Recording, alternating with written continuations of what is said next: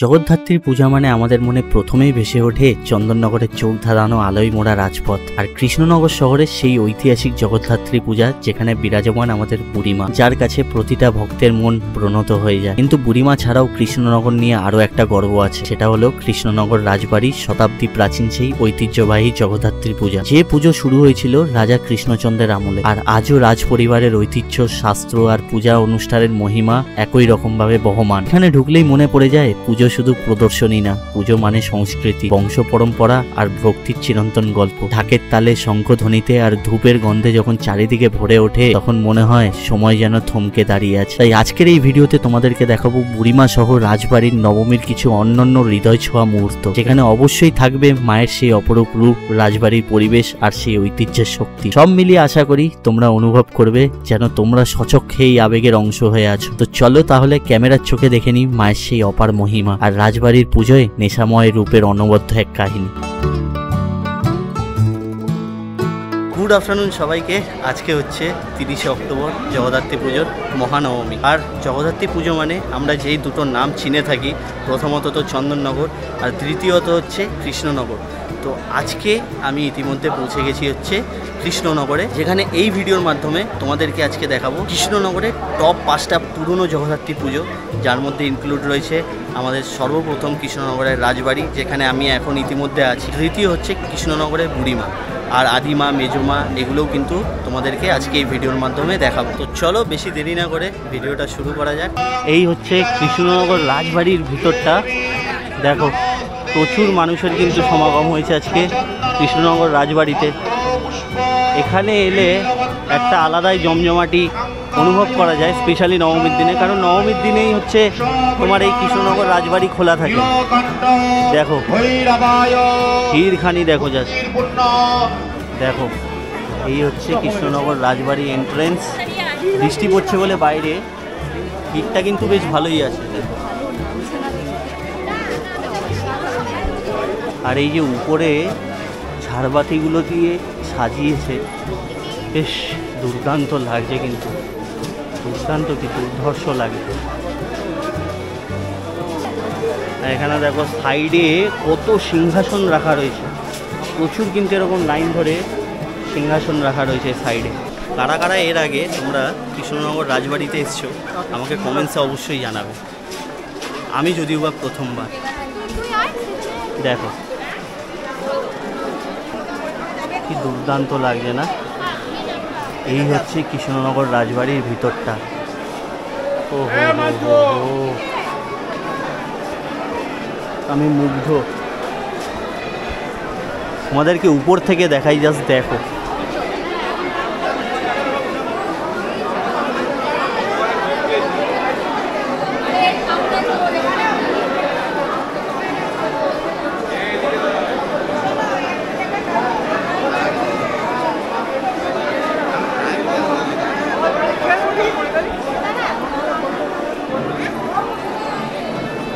আর এখানে যত পুরনো দিনের ঐতিহাসিক জিনিসগুলো আছে রাজবাড়ির, সেগুলো কিন্তু খুব সুন্দর এরকম সংরক্ষণ করে রাখা হয়েছে। এ দেখো মা দুর্গার প্রতিমাটা রাজবাড়ির, এরকম চারিদিকে সব এরকম সংরক্ষণ করে রেখেছে। দেখো রাজা কৃষ্ণচন্দ্রের যত জিনিসপত্র, আসবাবপত্র আছে সব এখানে রাখা। দেখো পুরোনো দিনে যে লকার হতো সেই লকার, এখন যদিও বা রং করেছে দেখতে পাচ্ছি।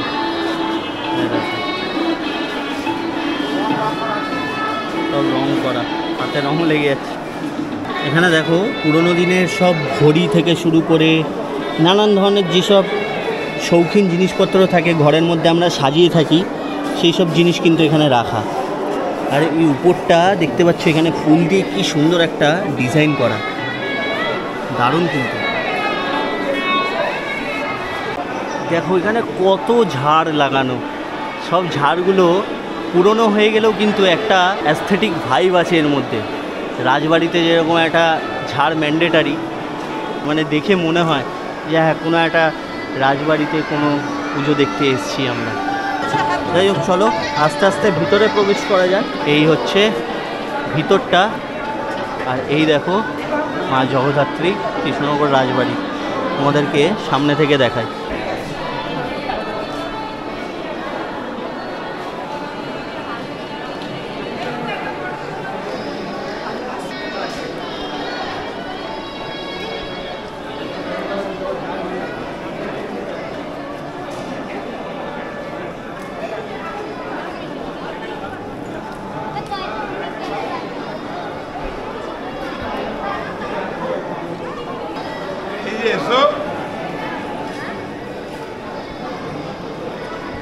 রাজা কৃষ্ণচন্দ্রের যত জিনিসপত্র সব কিন্তু এই ঘরের মধ্যে দেখো রাখা হয়েছে, বুঝতে পারছো? সোফা থেকে শুরু করে যত জামা কাপড় যত আসবাবপত্র ছিল সব দেখো এর ভিতরে রাখা হয়েছে। উপরে ঝাড়, দারুণ কিন্তু এটা না? দেখো সোনা গয়নার যত ইসে ছিল পুরোনো দিনের খামগুলো রাখা হয়েছে আর কি, মানে দারুণ।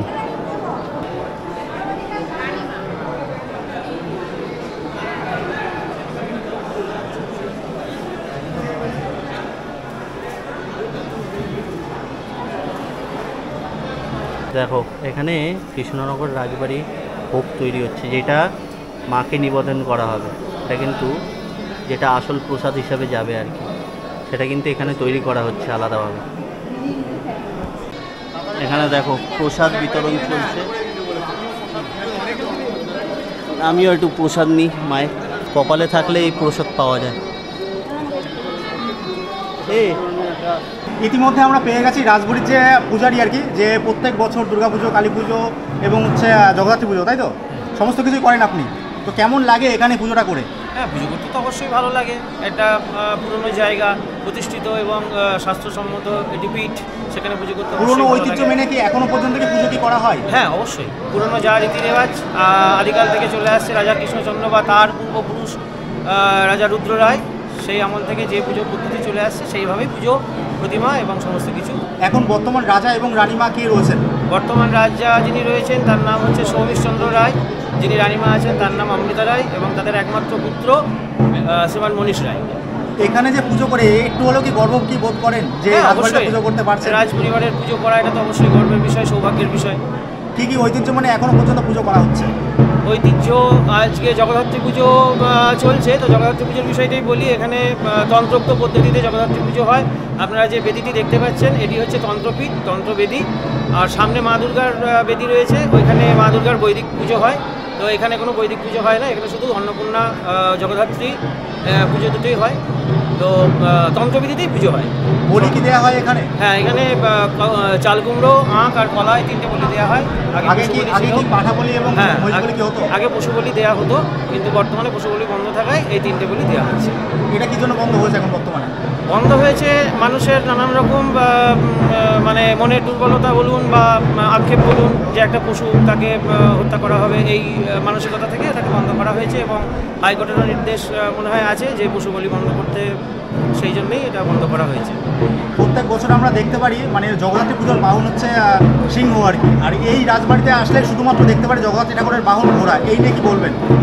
জগদ্ধাত্রী দেবীর বাহন সিংহ, এটিও সিংহ, তবে এর রূপটি ঘোড়া রূপ করা হয় আর কি, প্রথম থেকেই ঘোড়া রূপ করা হয়। কারণ যখন আদিকাল থেকে দেবীর মূর্তি তৈরি করা হতো, দেবীর মূর্তিটি, দেবীর যে ধ্যান মন্ত্র আছে আমরা পুস্তকে বা শাস্ত্রে পাই, সেই অনুসারে নির্মাণ করা হয়, পালেরা নির্মাণ করেন। আর এখানে আপনি শুধু জগদ্ধাত্রী পুজো না, দুর্গা পুজোয় যদি আসেন, দুর্গা পুজোতেও আপনি দেখবেন একই রকম সিংহরূপী, এই ঘোড়ারূপী সিংহ আপনারা দেখতে পাবেন মা দুর্গার কাছেও।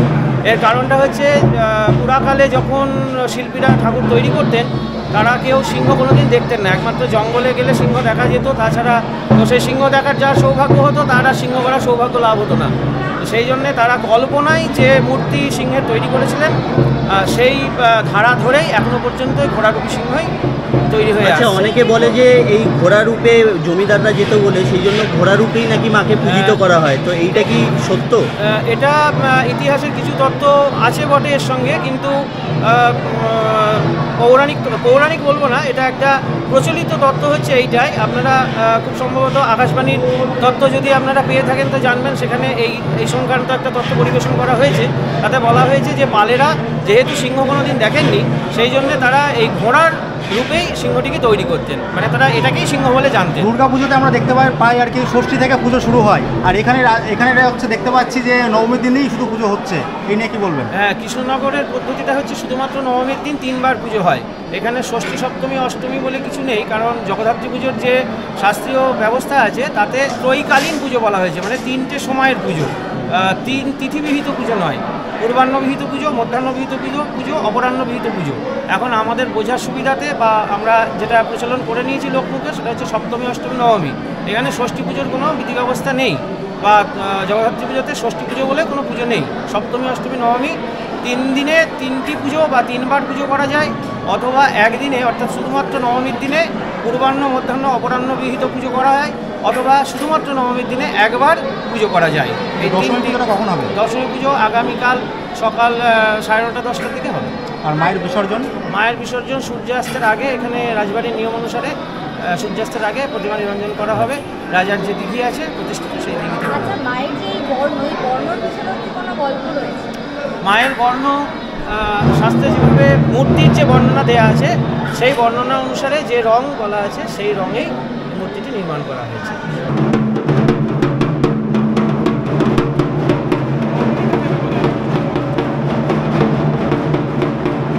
এই হচ্ছে রাজবাড়ি, আর এই হচ্ছে রাজবাড়ির বাগান বাড়ি বলতে পারো, পুরোপুরি একদম দেখতে পাচ্ছ ওইদিকে কি সুন্দর একটা ঘর বানানো হয়েছে, দেখো বেশ দারুণ লাগছে কিন্তু দেখতে। যাই হোক, খুব ভালো লাগলো রাজবাড়ির ভিতরে। তোমাদের কেমন লাগলো রাজবাড়ির মাতৃ প্রতিমা? যারা এবছর এসে দেখতে পারোনি আমাকে অবশ্যই কমেন্টসে জানিও।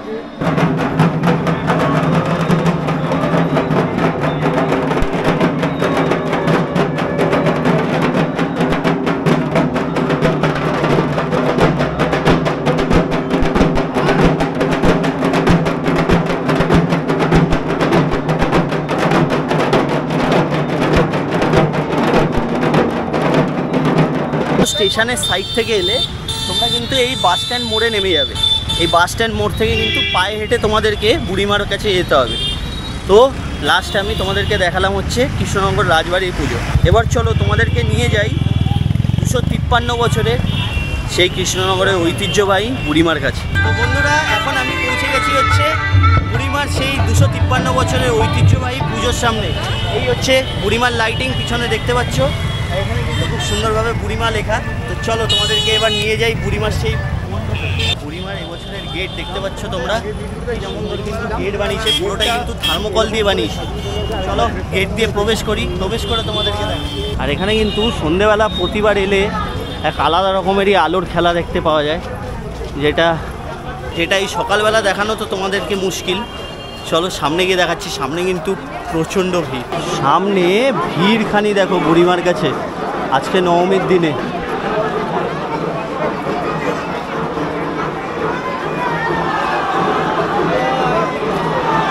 আর এখন কিন্তু বলি চলছে, বলি দেখো, এই হচ্ছে বলির সেই মুহূর্ত, সামনে বলি হচ্ছে, ওই জন্য ভিড়খানি দেখো।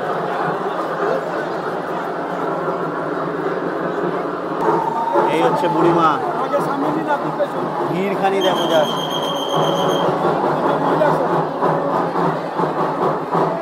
মায়ের পোশাক মন্দিরের ঠিক পেছনে দেওয়া হচ্ছে। যারা এখনো পোশাক সংগ্রহ করেছে তারা মন্দিরের ঠিক পেছন থেকে পোশাক সংগ্রহ করবেন। এই হচ্ছে বুড়িমা, কি দুর্ধর্ষ লাগছে মাকে। জয় মা, ভালো রেখো সবাইকে মা। যারা এখনো পোশাকের কুপন সংগ্রহ করেনি, মঞ্চে কুপন দেওয়া হচ্ছে, আপনার কুপন সংগ্রহ করবেন এবং মন্দিরের ঠিক পেছন থেকে পোশাক সংগ্রহ করবেন।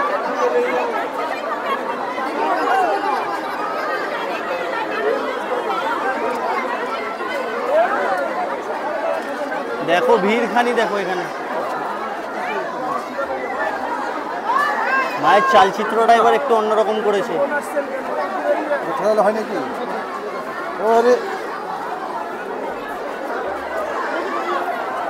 গয়নাগুলো দেখেছো পরিয়েছে মাকে।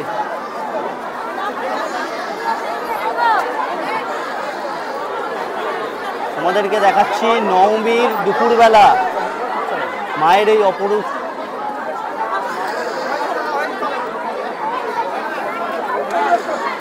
দেখো সাইড থেকে এই জায়গাটা ফাঁকা আছে, মাকে একটু সাইড থেকে তোমাদেরকে দেখায়। যারা তোমরা এবছর কোনো না কোনো রকম কারণে কোনো কারণে আসতে পারোনি, তারা মাকে মন প্রাণ ভরে দেখো। মায়ের কাছে যা মনস্কামনা আছে চেয়ে দেখো একবার, মা ঠিক পূর্ণ করবে সবাই। ভালো রেখো মা সবাইকে। দেখতে থাকলে মনে হয় দেখতেই থাকি মাকে।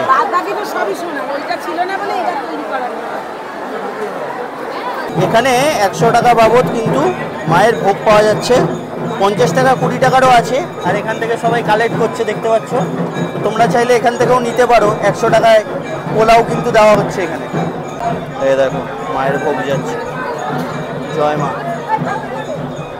চলো, বৃষ্টি হয়ে এমন অবস্থা, পুরো রাস্তাঘাট পুরো জলে ডুবে গেছে। দেখো 100 টাকায় এরকম পোলাও ভোগ দেওয়া হচ্ছে, ঠিক আছে? 100 টাকা। আর এইখানে সন্দেশ দেওয়া হচ্ছে, এগুলো ফ্রিতে। এই হচ্ছে কৃষ্ণনগরের মেজমার পুজো। দেখো কত ঢাকিয়ালা, দেখো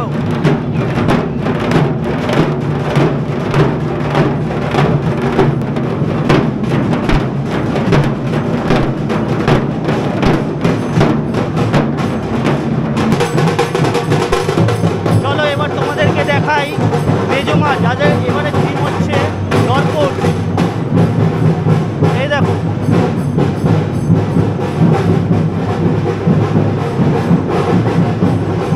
এই হচ্ছে মেজমার এবছরের ভাবনাধারার দর্পণ। চলো এবার ভিতরে প্রবেশ করা যাক, তোমাদেরকে মেজমার সেই অপরূপ দৃশ্যটা দেখাই। ও হো হো হো, এই হচ্ছে মেজমা।